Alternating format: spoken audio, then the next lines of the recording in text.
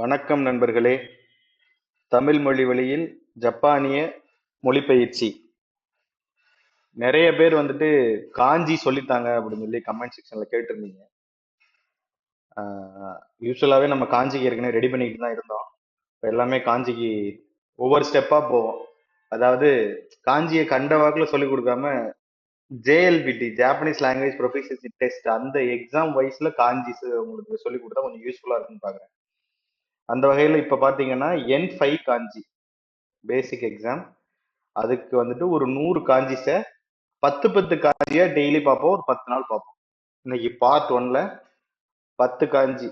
என்ன காஞ்சி பார்க்க போறோம்னா 1ல இருந்து 10 வரைக்கும் அந்த காஞ்சிஸ் மட்டும் நம்ம இன்னைக்கு பார்க்கணும். உங்களுக்கு ஏற்கனவே தெரியும், சாப்டர் 3, 4 எல்லாம் எண்கள் பத்தி இருக்கும். எண்கள்லாம் என்ன, சுஜி. இப்ப காஞ்சிஸ் வரும். இச்சி 1, இதுதான் அதோட காஞ்சி. இந்த பிளாக் கலர்ல இருக்கு இல்லையா, இதுதான் அதோட காஞ்சி. 1 அப்படின்னா இச்சி, 2 அப்படின்னா நீ, 2னா நீ. அதுக்கப்புறம் 3 அப்படின்னா சான், 3 அப்படின்னா சான். அதுக்கு இந்த 3 கோடு போடணும். 4 அப்படின்னா ஒரு பாக்ஸ் போட்டு அப்படி இழுத்து விடணும். ஒரு பக்கம் க்ளோஸ் பண்ணிட்டு, ஜன்னல் மாதிரி க்ளோஸ் பண்ணிட்டு ஒரு பக்கம் அப்படி இழுத்து விடணும். 4 அப்படின்னா யோன், 4 அப்படின்னா யோன்.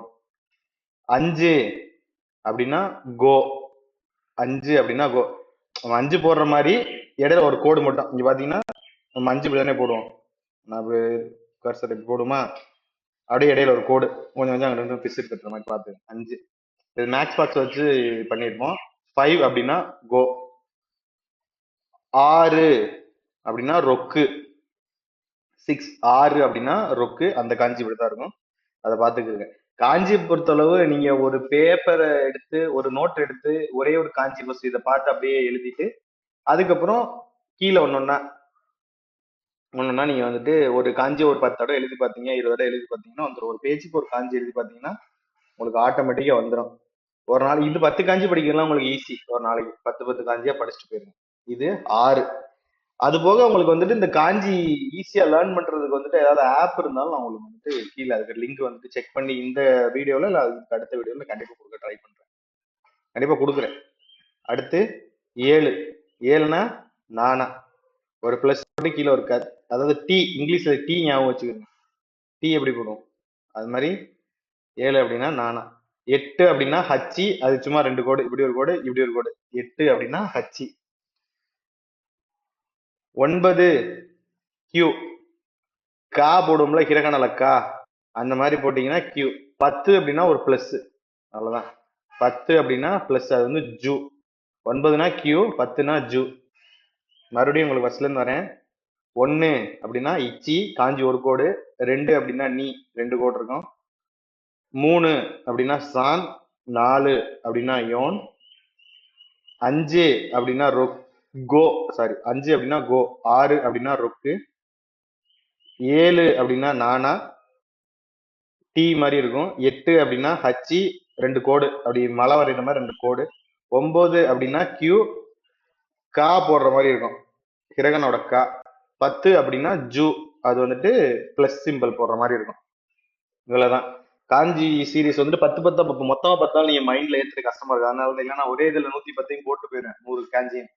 சரி வேணாம் அப்படின்னு சொல்லிட்டு தான் இதை போட்டிருக்கேன். அதுக்கப்புறம் நிறைய பேர் ஆஃப்லைன்ல கிளாஸ் கேட்குறீங்க, SSW. அதனால நம்மளோட சென்னை அலுவலகத்துல ஒரு பயிற்சி மையத்துக்கு தனியாக இடம் ஒதுக்கி ரெடி பண்ணியிருக்கோம். அடுத்த மாசத்துல இப்ப வரைக்கும் SSWக்கு ஜாப்பனீஸ் கிளாஸுக்கு யார் யாரெல்லாம் ஆஃப்லைன்ல டெய்லி 2 மணி நேரம் அங்க வந்து ஆபீஸ்க்கு வர முடியுமோ, அது கார்பரேட் ஆபீஸ், அது வர்றதுக்கு வந்து கொஞ்சம் கரெக்டான டைமிங் வரணும், கொஞ்சம் ரூல்ஸ் எல்லாம் ஃபாலோ பண்ணணும், அந்த மாதிரிலாம் இருக்கும். ஒன்றும் ப்ராப்ளம் இல்லை, அது உங்களுக்கு வந்துட்டு யூஸ்ஃபுல்லா வந்துடும். இந்த மாதிரி யாரும் விருப்பப்பட்டீங்கன்னா கான்டாக்ட் பண்ணுங்க. ஏன்னா ஏற்கனவே 4 பேர் கம்பல்சரி ஆஃப்லைன் கிளாஸ் வேணும்னு சொல்லியிருக்காங்க. ஆன்லைன்ல அஸ் யூஷுவல் போயிட்டு இருக்கு. ஆஃப்லைன் வேணும், சென்னையில வந்து என்னால படிக்க முடியும், ஏற்கனவே நான் சென்னையில தான் இருக்கேன், டெய்லி 2 மணி நேரம் படிக்க முடியும் அப்படின்னா நீங்க ஆஃப்லைன் கிளாஸ் வந்து தாராளமா படிக்கலாம், ஒன்றும் பிரச்சனை இல்லை. அதே மாதிரி காஞ்சிச்சு கொஞ்சம் கொஞ்சமா பாருங்க. கடைசியா வகுப்பு நடத்தின பார்ட்டிகல்ஸ், பெயர் சொல் இணைச்சொல் ஞாபகம் இருக்குல்ல, இக்கு இல்லு இடம் கிட்ட, அதெல்லாம் மோனா எதுக்கு, நோனா எதுக்கு, தே எதுக்கு, தோ எதுக்கு, இதெல்லாம் மைண்ட்ல வச்சுக்கிருங்க. ஏன்னா இந்த சாப்டர் வரைக்கும் நீங்க மைண்ட்ல வச்சு இது வந்து சாப்டர் டோட்டலா வேற. காஞ்சி வந்துட்டு தனி செக்மெண்ட். ஸ்போக்கனுக்கு நீங்க 35 சாப்டர் நீங்க படிக்கணும். ஏன்னா நான் 36வது சாப்டர் ஒரு கிளாஸ் எடுப்பேன். அந்த கிளாஸ் உங்களுக்கு எடுத்துட்டேன்னா ஸ்போக்கன் ஜாப்பனீஸ் ஓவர். அந்த ஒரு கிளாஸ்ல உங்களுக்கு எல்லா ஸ்போக்கனும் புரிஞ்சிடும். எப்படி சென்டென்ஸ் ஃப்ரேம் பண்றது, எதை வச்சு ஃப்ரேம் பண்றது, எப்படி முடிக்கிறது, எப்படி கனெக்ட் பண்றது, இந்த மாதிரி உங்களுக்கு எல்லாமே இன்னும் 2 சாப்டர்ல அது முடிஞ்சு போயிடும். காஞ்சி தனி சீரீஸ். அதுக்கு கொஞ்சம் கொஞ்சம் ஒர்க் அவுட் பண்ண வேண்டியிருக்கனால தான் உங்களுக்கு அந்த வீடியோஸ் போறது கொஞ்சம் டிலே ஆகுது. பட் காஞ்சிக்கான ஃப்ரேம் ஏற்கனவே ரெடியா இருக்கிறதுனால நான் உங்க எல்லாருக்கும் காஞ்சிக்கான வீடியோஸ் மட்டும் இப்போ சொல்லிக்கிட்டு இருக்கேன். மேலும் விவரங்களுக்கு என்ன பண்ணுங்க, கீழே வந்து வாட்ஸ்அப் குரூப்போட லிங்க் கொடுத்துட்றோம். அதில் வந்து உங்களோட டவுட்ஸ் எதாவது இருந்தால் கேளுங்க. எஸ்எஸ்டபிள்யூ சேரவங்களா இருக்கட்டும், வெறும் ஜாப்பனீஸ் கிளாஸ் மட்டும் சேரவங்களா இருக்கட்டும், இதெல்லாம் கொஞ்சம் பார்த்துக்கிறங்க. அதே மாதிரி எல்லாத்தையும் ஒன்று கேட்கறது என்னன்னா, தயவு செஞ்சு be on time. Japanese class attend பண்ணிட்டு இருக்க ஒரு 26 பேருக்கு மேலே அட்டன் பண்ணிட்டு இருக்கீங்க. டைமிங் ரொம்ப பிரச்சனையா இருக்கு. கரெக்டா முன்னாடியே வர மாட்டேங்கிறீங்க. ரெண்டாவது, இன்னைக்கு இன்டர்வியூ ஷெடியூல் பண்ண எஸ்எஸ்டபிள்யூ கேண்டிடேட்ஸ்க்கு வந்துட்டு கிளைண்ட ஒரு 2-3 வாரமா மண்டேக்கு இன்டர்வியூ ஷெடியூல் பண்ணா கேண்டிடேட் அட்டன் பண்ணல. ஸோ இந்த மாதிரியான விஷயங்கள்லாம் பண்ணக்கூடாது. ஒரு நாள் கஷ்டப்பட்டு படிச்சு நம்ம கிளைண்ட் இன்டர்வியூ பண்ணும்போது இதெல்லாம் பண்ணக்கூடாது. நீங்க அதுக்கு எப்பவுமே ரெடியா இருக்கணும்.